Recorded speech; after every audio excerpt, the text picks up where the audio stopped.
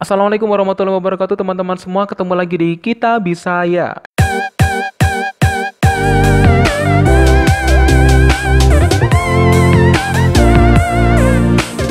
Baik teman-teman semua, sesuai dengan janji saya bahwa ini akan kenapa saya buat part 2, karena memang soalnya sangat panjang pembahasannya dan butuh butuh pelan-pelan betul. Karena saya itu orangnya agak sedikit cepat kalau baca ataupun menjelaskan sedikit cepat, jadi kurang dipahami gitu. Jadi saya harus membagi dua supaya nanti apa yang saya sampaikan lebih pelan begitu ya. Mudah-mudahan bisa dipahami dan semoga bermanfaat ya.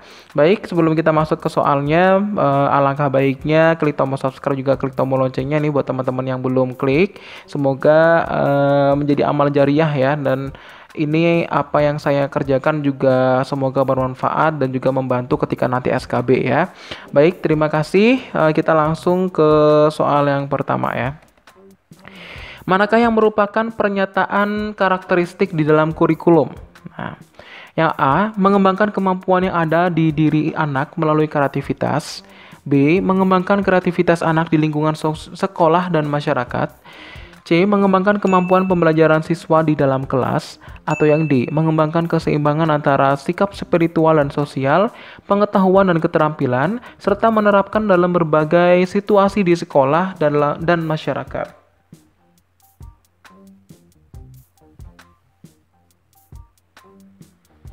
Ya, jawabannya adalah yang D ya. Kenapa? Karena dilihat di situ karakteristik di mana karakteristik yang dimaksud dalam KI 1 sampai dengan KI 4 itu adalah lengkap ya kan, spiritual, sosial, pengetahuan dan keterampilan ya. Sehingga ini yang D ini mencakup semuanya dari KI 1 sampai KI 4 di kurikulum 2013 ya. Baik, lanjut. Internet merupakan perangkat informasi yang sangat bernilai dalam pembelajaran. Namun, kesulitan yang sering dihadapi oleh peserta didik adalah mendapatkan informasi yang berkualitas dari sejumlah banyak informasi yang tersedia. Untuk mengatasi kendala ini, hal yang paling mendesak untuk diajarkan guru kepada peserta didik adalah A. Kemampuan mengoperasikan komputer untuk mempercepat pencarian di situs pencarian. B. Kemampuan menggunakan perangkat lunak untuk menyaring informasi penting. C. Kemampuan mengetik cepat untuk mempercepat pencarian di situs pencari. D. Kemampuan mencetak kata kunci dalam pencarian di situs pencari.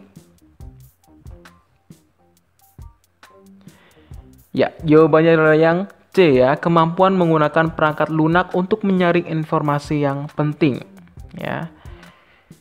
Di sini maaf ya, di sini tidak terlalu banyak pembahasannya karena memang ini tidak ada teori-teori yang khusus ya untuk bisa dijelaskan. Begitu ya. Lanjut. Seorang guru matematika mengajarkan materi irisan kepada siswanya, dan hasil yang diperoleh guru menyadari ada sesuatu dalam praktek pembelajaran yang harus dibenahinya, dan ia terpanggil untuk melakukan tindakan-tindakan tertentu untuk memperbaiki persoalan tersebut. Tindakan yang dilakukan seorang guru merupakan apa? A. Makna PTK. B. Karakteristik PTK. C. Manfaat PTK. D. Tujuan PTK. Kebablasan. Ya. Di sini kata kuncinya adalah mengajarkan materi irisan kepada siswanya dan hasil yang diperoleh menyadari ada sesuatu dalam praktek pembelajaran yang harus dibenahi ya. Jadi ia terpanggil untuk melakukan tindakan-tindakan tertentu untuk memperbaiki soal tersebut ya. Berarti di sini jawabannya tadi sudah keluar ya, tujuan PTK. Jadi tujuan penelitian tindakan kelas ya di sini itu adalah untuk memperbaiki program atau proses pembelajaran yang sudah berlangsung ya ketika kita mengajar ya. Ketika ada kekurangan dan ada kekeliruan ataupun yang kurang pas di situ, maka harus dibenahi. Jadi kata-kata pembelajaran yang harus dibenahi di sini sesuai dengan tujuan dari PTK gitu ya. Nah, jadi kata kunci memperbaiki permasalahan atau persoalan yang terjadi di dalam kelas itu adalah termasuk dalam tujuan utama dari PTK gitu ya. Lanjut.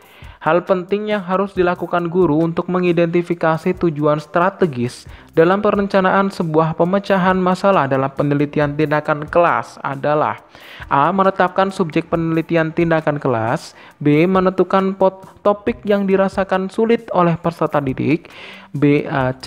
Melakukan analisis kebutuhan secara komprehensif, atau yang D. Berdiskusi dengan rekan sejawat untuk mendapatkan saran.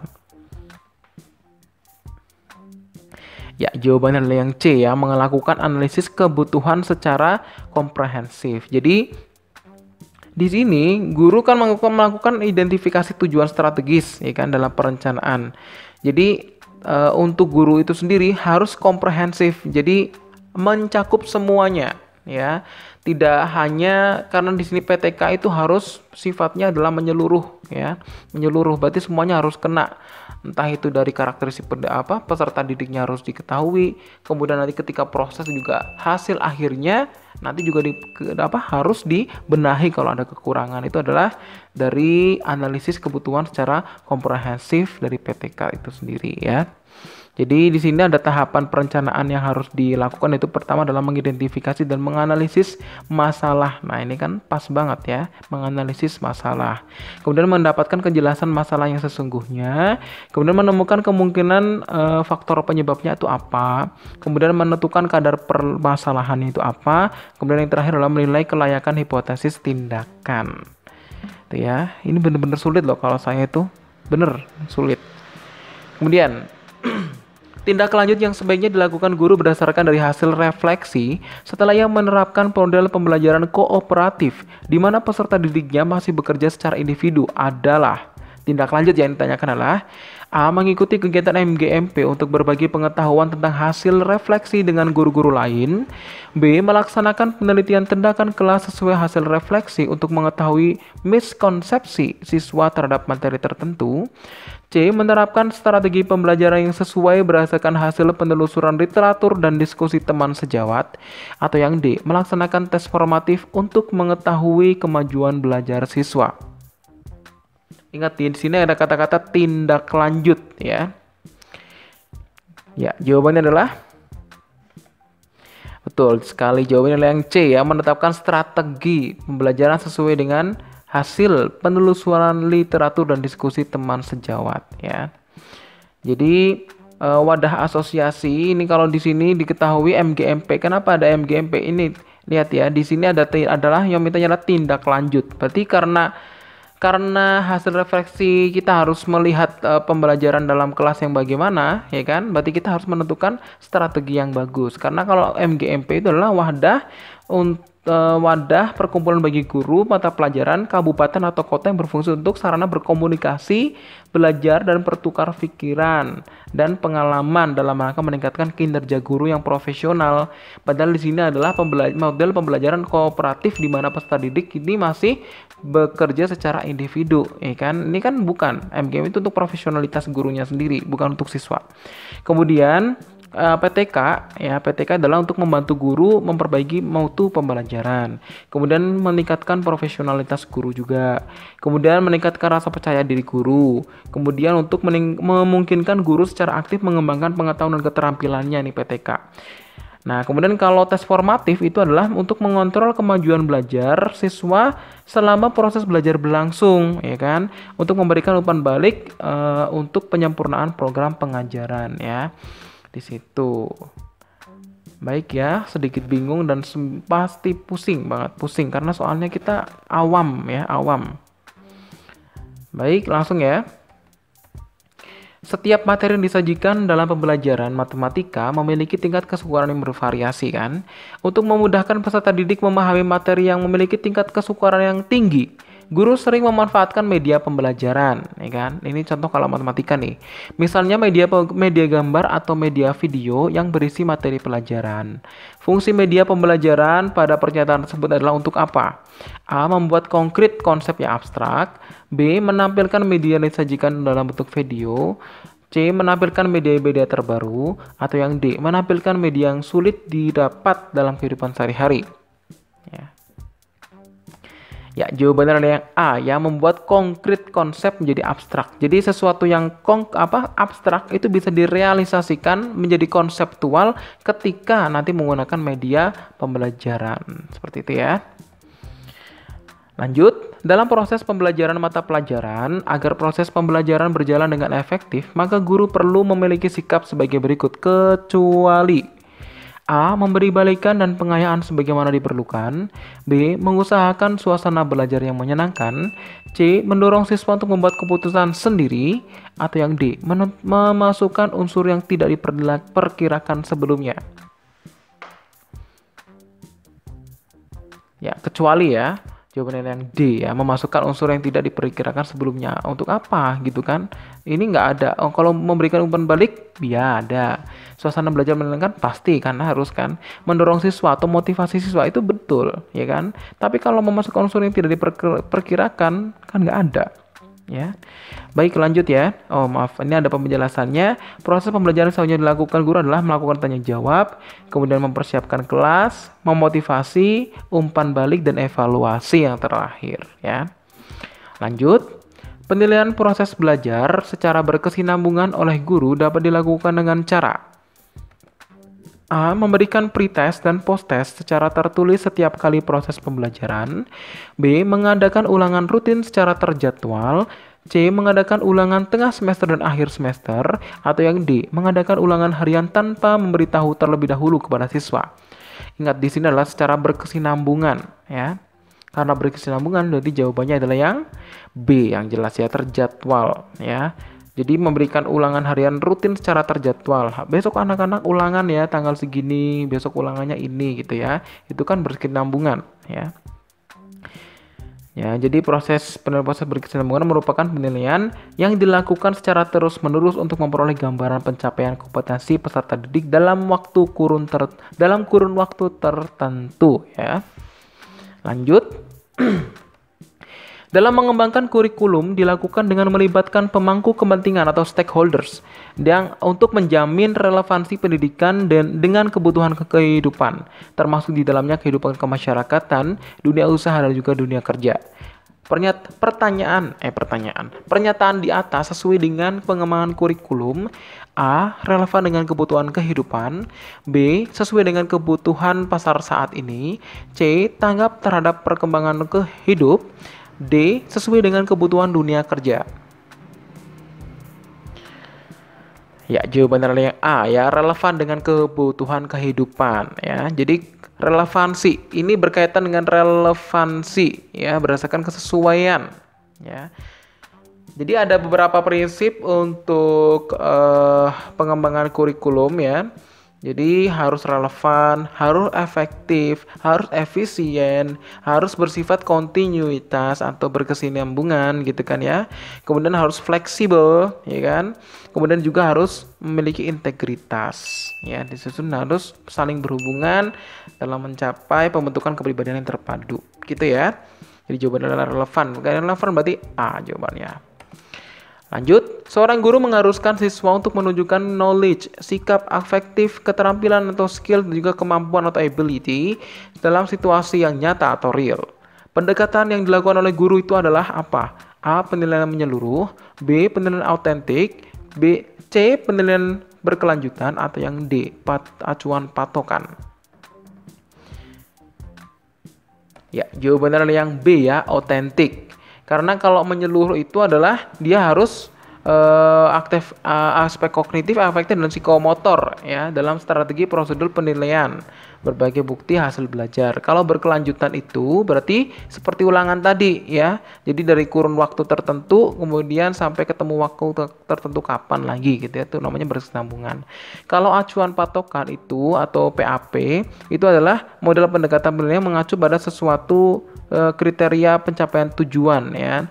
Jadi merupakan suatu cara untuk menentukan kelulusan dengan menggunakan sejumlah patokan. Berarti mungkin hampir sama seperti KKM, mungkin hampir sama seperti itu ya. Saya lupa nih PAP. Baik, lanjut ya. Dari kasus berikut, manakah yang merupakan implementasi dalam pembelajaran untuk mengembangkan potensi kreatif? A. Dengan memberikan pertanyaan tentang apa yang akan kalian lakukan apabila sumber daya alam atau bensin solar sudah tidak ada lagi di muka bumi. B. Menyediakan alat dan bahan, kemudian membimbing manusia untuk membuat alat peraga. Yang C. Siswa memaparkan hasil kerja kelompoknya di depan kelas.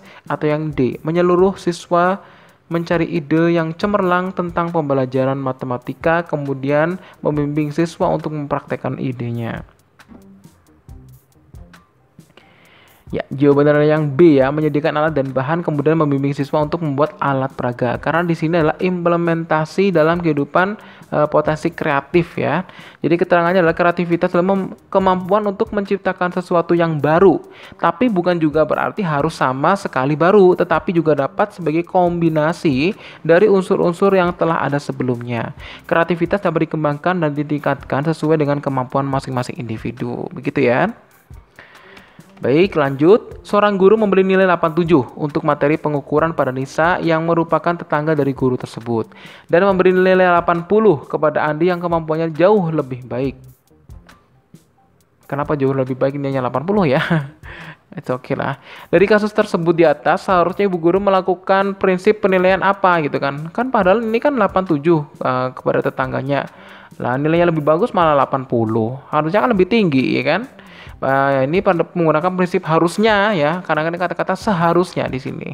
Seharusnya dia menggunakan prinsip apa? Prinsip penilaian apa? A. Penilaian terbuka, B. Penilaian subjektif, C. Penilaian bermakna, atau yang D. Penilaian objektif. Ya, jawabannya yang D ya, penilaian secara objektif, berarti sesuai dengan kenyataannya. Kalau terbuka itu kalau terbuka atau maaf ya, ini saya bahas dari subjektif dulu. Subjektif itu berarti berdasarkan permasalahan tanpa memperhatikan kalimat yang disampaikan, tapi lebih menekankan pada inti dari permasalahan yang disampaikan. Ya, itu subjektif. Berarti siswa bisa menjawab dengan pemikirannya, yang penting intinya benar gitu ya. Kalau bermakna itu berarti adalah memiliki arti, makna, dan juga manfaat. Contohnya bagi guru, hasil penilaian dapat bermakna untuk melihat seberapa besar keberhasilan metode pembelajaran digunakan. Ya, nanti ada perbaikan ke depan dan memberikan pengukuran prestasi hasil belajar kepada siswa. Kemudian kalau terbuka itu berarti adalah menerangkan tentang kesepakatan pemilihan nilai dengan bobot-bobot. Misal kalau kita kuliah nih ya, kehadiran 20%, tugas 40% gitu kan. Kemudian apalagi nih, UAS 25%, akhir semester 25% itu namanya adalah terbuka. Begitu. Baik, lanjut ya. Beberapa hal berikut yang harus diperhatikan dalam penggunaan internet sebagai sumber belajar, kecuali ya. A. Internet harus memfasilitasi dan menstimulasi pembelajaran individu, di mana peserta didik akan mendapatkan bantuan yang terbatas dari guru. B. Peran utama dari internet dalam pembelajaran adalah membuat peserta didik belajar lebih baik melalui peningkatan keterlibatan mereka dalam efektivitas edukasi. C. Internet harus dapat meningkatkan proses pembelajaran yang berujung pada peningkatan hasil belajar peserta didik. Atau yang D. Internet akan memudahkan pekerjaan guru, di mana peran guru dapat digantikan oleh internet. Kecuali ya.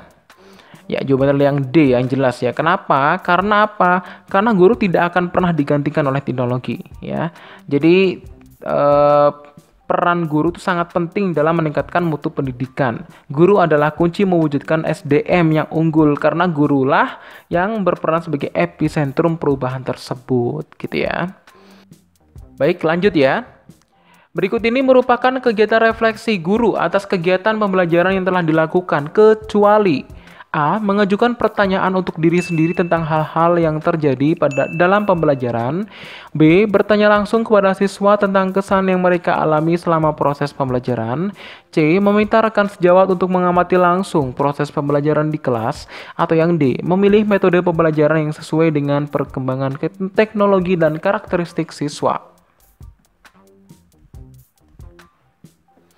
Ya, jawabannya adalah yang D ya, memilih metode pembelajaran yang sesuai dengan perkembangan teknologi dan karakteristik siswa. Karena ini kecuali. Ingat, yang namanya kecuali itu berarti kecuali. Yang namanya refleksi ya. Refleksi itu berarti adalah melakukan pembenahan ketika akhir ya. Refleksi ini apa yang perlu dibenahi sebenarnya gitu. Jadi kalau di sini itu adalah penggunaan Media pembelajaran adalah bahan, alat, atau teknik yang digunakan dalam kegiatan pembelajaran mengajar dengan maksud agar proses interaksi komunikasi edukasi antara guru dan siswa dapat berlangsung secara tepat guna dan berdaya guna, ya. Baik, teman-teman semua, ya soalnya udah habis ya. Jadi itu adalah beberapa soal tentang SKB untuk pedagogik. Silakan dipelajari lagi dan saya harap teman-teman bisa mempelajari tentang soal-soal UTN ya, UTN dan juga soal-soal pedagogik yang lain ya. Karena nih materi saya rasa sulit ya, sulit karena beberapa materi yang kita beberapa jawaban yang ada itu hampir sama semua dan memang asing ketika dijadikan sebagai soal teori karena banyak banget materi yang harus kita pelajari ya. Baik, untuk teman-teman semua terima kasih atas partisipasinya dan yang saya mohon kalau misalnya ada kesalahan silakan diralat ya karena manusia tempatnya salah dan jangan lupa untuk klik tombol subscribe juga klik tombol loncengnya supaya nanti kalian tahu notifikasi terbaru aku dari video aku yang terbaru dari Kita Bisa Ya. Terima kasih, ketemu lagi di channel aku lagi. Terima kasih. Assalamualaikum warahmatullahi wabarakatuh.